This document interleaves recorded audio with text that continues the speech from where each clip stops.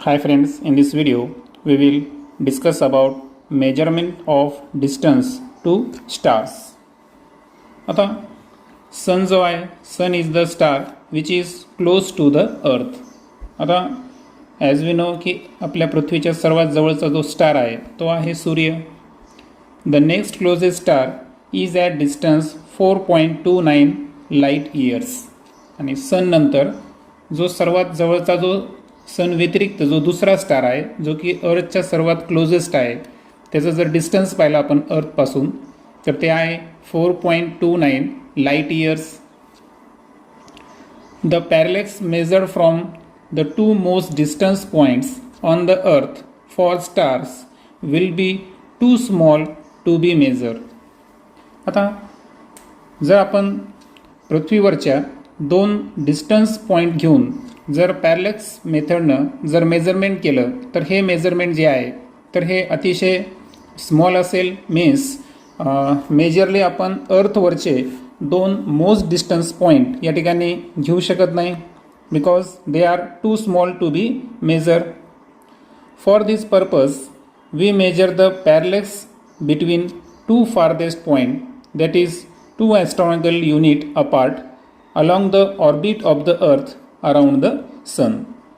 आणि याचमुळे या ठिकाणी आपण जो पॅरलेक्स आहे हा पृथ्वीवरच्या दोन मोस्ट डिस्टन्समधलं न घेता 2 farthest point along the orbit of the earth around the sun, म्हणजे सूर्याच्या सभोवताली ज्या ऑर्बिटमध्ये अर्थ रिव्हॉल्व करते, ओके, तर त्या ऑर्बिटमधले दोन फार्देस्ट पॉईंट ज्याचं की डिस्टन्स हे 2 ॲस्ट्रॉनॉमिकल युनिट आहे.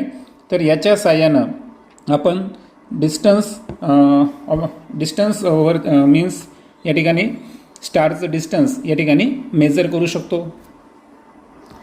सो ओव्हरऑल आपल्या लक्षात आलं असेल की measurement of distance to star ही कन्सेप्ट जी आहे तर यामध्ये आपण जो या अगोदरच्या व्हिडिओमध्ये पॅरलेक्स मेथड पाहिला होता आणि आपण पृथ्वीवरचे दोन दोन पॉईंट घेतले होते आणि त्यामधलं डिस्टन्स आपण बी कन्सिडर केलं होतं. परंतु ॲक्च्युअल जे जास्त अंतरावरचे स्टार्स आहेत तर त्यांच्यासाठी ही मेथड अप्लिकेबल नसते.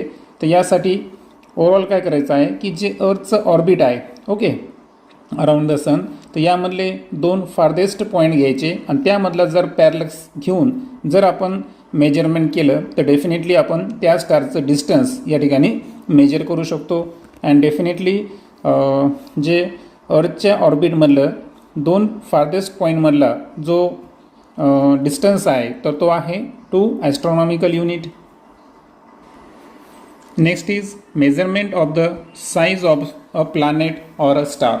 आता कोणत्याही प्लॅनेटचं अर्थातच ग्रहाचं किंवा जे स्टार्स आहेत तारे तर यांचा जो साईज आहे याचं मेजरमेंट ॲक्च्युअल कोणत्या पद्धतीने करायचं आहे. तर यासाठी फर्स्टली आपण फिगरमधले काही पॉईंट कन्सिडर करू. तर ओव्हरऑल लक्षात ठेवायचं आहे की या ठिकाणी डी दिलेला आहे. तर सपोज ती आहे प्लॅनेटची diameter, okay. So D is the diameter of the planet आणि ही जी डायमीटर आहे so the angle subtended by it at any single point on the earth. तर त्याला आपण म्हणू अँग्युलर डायमीटर. सो अँग्युलर डायमीटरची डेफिनेशन कसं करता येईल, the angle subtended by it. आता इटचा अर्थ याचा अर्थ प्लॅनेट, ओके. सो इटला मी या ठिकाणी प्लॅनेटनं रिप्लेस करतो. So the angle subtended bye planet at any single point on the earth is called as angular diameter of the planet. आता जोही अँगल सबटेंड केला जाईल प्लॅनेटकडून आणि हा अँगल सबटेंड करताना अर्थवरच्या कोणत्याही सिंगल पॉईंटसोबत हा जो अँगल सबटेंड केला जाईल त्याच अँगलला आपण म्हणू angular diameter of the planet. आणि सो या ठिकाणी सपोज हा जो अल्फा आहे, ओके, हा आहे angle between 2 direction when 2 diametrically opposite point of the planet are view. आणि हे आपण टेलिस्कोपच्या थ्रू पाहिलो. सो हे जे डायमीटर आहे यावरचा ए आणि बी असे आपण 2 डायमेट्रिकली अपोजिट पॉईंट घेऊ प्लॅनेटचे. आणि या प्लॅनेट अर्थातच जे हे जे 2 पॉईंट आपण घेतले. ओके, तर या दोनमधलं डिस्टन्स हे डायमीटर आहे असं आपण कन्सिडर करू आणि प्लॅनेटचं अर्थपासूनचं जे अंतर आहे ते आहे capital D. So distance D जे आहे okay of the planet is large.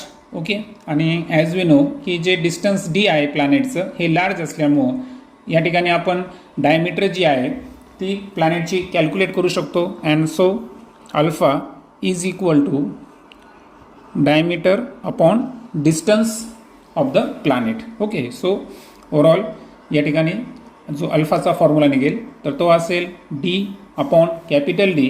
And यावरून जर स्मॉल डीची व्हॅल्यू काढायची असेल आपल्याला तर अल्फा आणि कॅपिटल डी जे की डिस्टन्स आहे या दोघांचं मल्टिप्लिकेशन होईल.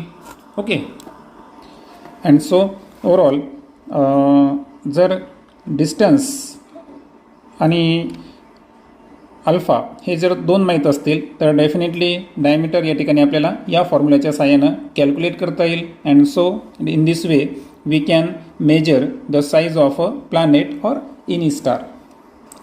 And finally measurement of very small distance. तर जे अतिशय स्मॉल डिस्टन्स आहे यांना मेजर कसं करायचं आहे तर एक लक्षात घ्या की जे साईज ऑफ द ॲटम्स किंवा साईज ऑफ द मॉलिक्युल्स आहे यांना जर मेजर करायचं असेल तर जे कन्व्हेन्शियल ॲपरेटस असतात जसं की व्हर्नियर कॅलिपर असेल किंवा स्क्रू गेज असेल तर हे युजफुल नसतात. Okay, and so we use electron microscope or tunneling electron microscope to measure the size of the atoms. तर लक्षात ठेवायचं आयदर ॲटम असतील किंवा मॉलिक्युल्स असतील. ओके, तर यांचं मेजरमेंट जे आहे हे मेजरमेंट व्हर्नियर कॅलिपर किंवा स्क्रू गेज या कन्व्हेन्शियल ॲपरेटसच्या साहाय्यानं पॉसिबल नसतं. आणि सो यासाठी आयदर इलेक्ट्रॉन मायक्रोस्कोप किंवा ट्यूनलिंग इलेक्ट्रॉन मायक्रोस्कोपचा वापर करावा लागतो. ओके.